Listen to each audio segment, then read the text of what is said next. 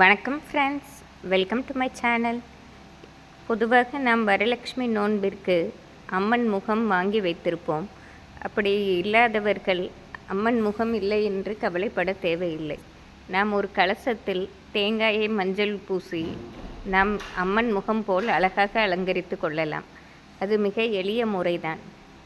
பொதுவாக நம் முன்னோர்கள் காலத்தில் தேங்காயையே அம்மனாக பாவித்து அலங்கரித்து கும்பிட்டு வந்தார்கள். சரஸ்வதி பூஜை போன்ற நாட்களிலும் கலசம் வைத்து அதை சரஸ்வதி போல் தேங்காயை அலங்கரித்து வணங்கி வந்தார்கள். எனவே நாம் அம்மன் முகம் வேண்டும் என்று அவசியம் கிடையாது. நாம் நினைத்தால் எப்படி வேண்டுமென்றாலும் அம்மனை வீட்டிற்குள் அழைத்து வந்து விடலாம். ஒரு சிறிய மகாலட்சுமி படம் இருந்தாலே போதுமானது. அதை நாம் வாசலில் பலகையில் வைத்து விளக்கேற்றி வியாழக்கிழமை மாலையை வீட்டிற்குள் வைத்து அதற்கென்று நாம் ஒரு தனி இடமும் வைத்து கொள்ளலாம். அல்லது நாம் பூஜை அறையிலே ஒரு பலகை போட்டு அம்மனை வீற்றிருக்கலாம். நாம் மகாலட்சுமி விரதம் இருக்கும்போது அம்மனுக்கு மிகவும் பிடித்தமான மறிக்கொழுந்து பூவை கண்டிப்பாக உபயோகப்படுத்தலாம். தாழம்பூ அம்மனுக்கு பிடித்தமானது. அது கிடைத்தால் நாம் வாங்கி கொள்ளலாம்.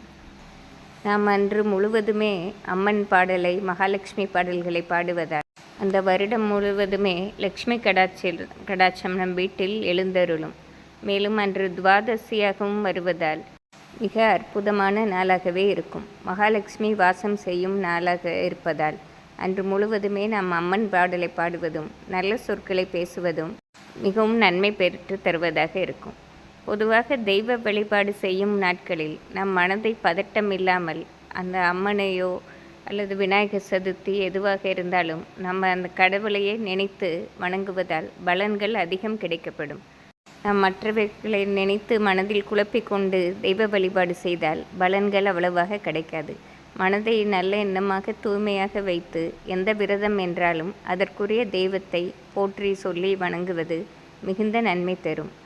பொதுவாக எந்த பூஜை நாம் செய்தாலும் முதலில் மஞ்சள் விநாயகர் பிடித்து வைத்துவிட்டே பூஜையை தொடங்க வேண்டும்.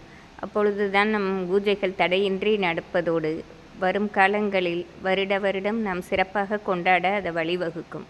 இப்படி எளிமையான முறையில் நம் வரலட்சுமியை வீட்டிற்கு வரவழைத்து சிறப்பாக கொண்டாடுவோம். நன்றி, வணக்கம்.